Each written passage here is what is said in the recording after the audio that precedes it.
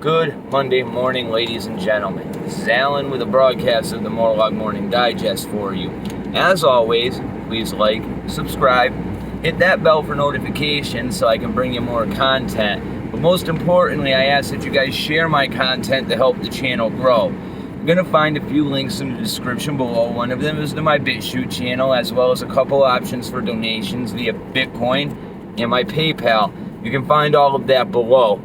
We have some major news to talk about today, and I waited a few days to make this video so I could wrap my head around what was going on. Ruth Bader Ginsburg has passed away at 87 years old. Now, there is no doubt that she was a staple, very, very famous, and she held a lot of acclaim to the people on the left, okay? And I'm not going to sit here and argue with her life accomplishments. To become a Supreme Court justice takes a lot of drive, okay? This woman also battled cancer harder than anyone that I've ever known personally and overcame it a crap ton.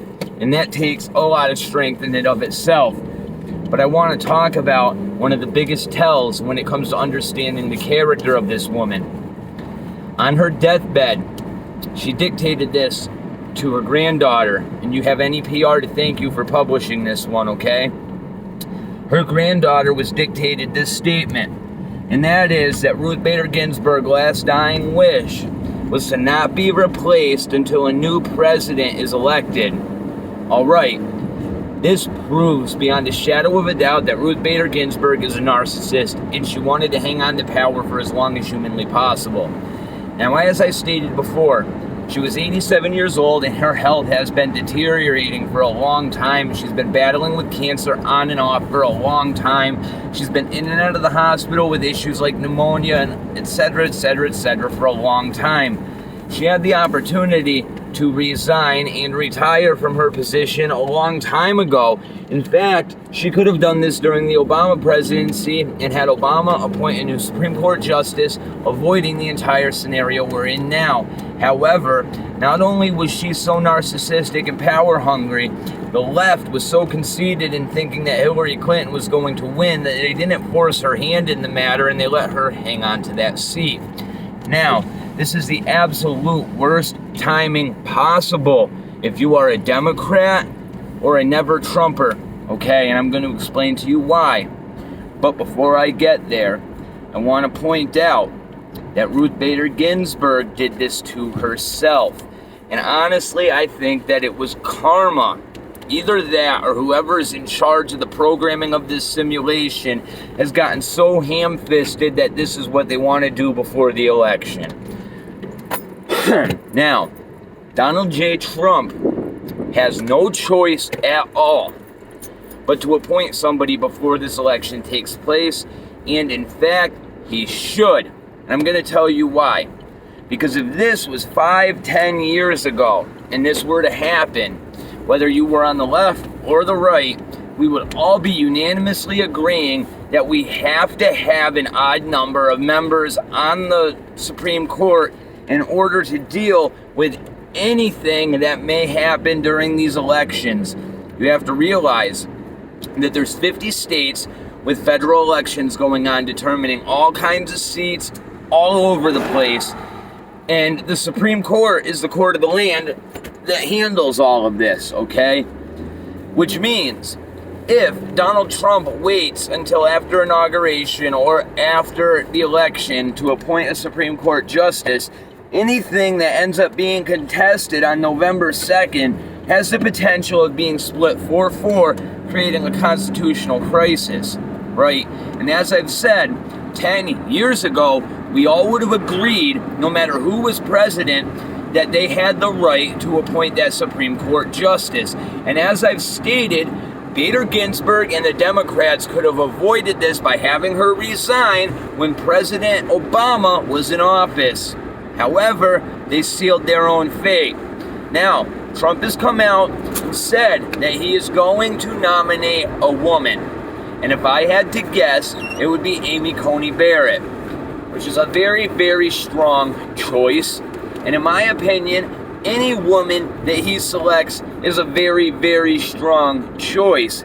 However, We can't have any of these half-hearted neocons or half-hearted rhinos, because as we've seen with the 2 Supreme Court nominees that he's already put into the Supreme Court, they've swayed away from conservative values on numerous occasions.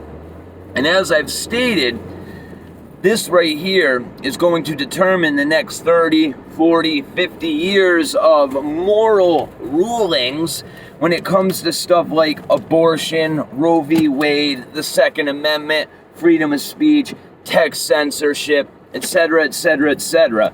The last thing that the conservatives can afford to do, the last thing that Mitch McConnell and Donald Trump can afford to do right now, is put somebody into that seat and have to worry about whether or not they are going to side with conservative values.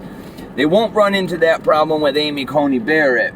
Now, John Cotton has come out and straight up said, because he was put on Donald Trump's short list 2 weeks ago, and after being put on the short list for the nomination, John Cotton came out and said the days for Roe v. Wade are numbered, more or less saying that if Trump were to appoint him to the Supreme Court, that abortion would be made illegal, etc. Trump dodged a bullet by saying that he was going to nominate a woman because it takes John Cotton off of that list. Therefore, they can't come after him. But most importantly, they can't really accuse a female of sexual misconduct, etc., etc., etc. However, you are going to end up seeing holy hell break out in Washington, D.C. Nancy Pelosi was asked during an interview whether or not she would consider impeachment as a method to dissuade the Republicans from pushing through this nomination, and she said that she has a bunch of arrows in her quiver that they've yet to draw. Now, whatever that cryptic bullshit means, Nancy Pelosi isn't going to be above trying to impeach Trump, and quite honestly, that would probably be the most mild thing that they could do at this point, because he's already survived one of them, and quite honestly, I don't think the Senate would really give it the time of day. But it goes to show the lengths that the Democrats are willing to go to, and quite honestly, I don't really see any out for them. If the Republicans actually have the balls to stand on their own 2 feet and push this nomination through like they should, it doesn't matter if Donald Trump wins the election in November. Granted, it does. It really does matter if he wins. But in the long run, we would have a Supreme Court stacked with conservative judges even if he loses. He has no choice. This is his job. This is what he was nominated to do. And anybody that thinks that it's a bad play to push this through didn't think out the long term. Because as we've talked about, John Podesta and the war games that the Democrats ran when it came to this election and the results showed you what the true intentions of the Democrats really are.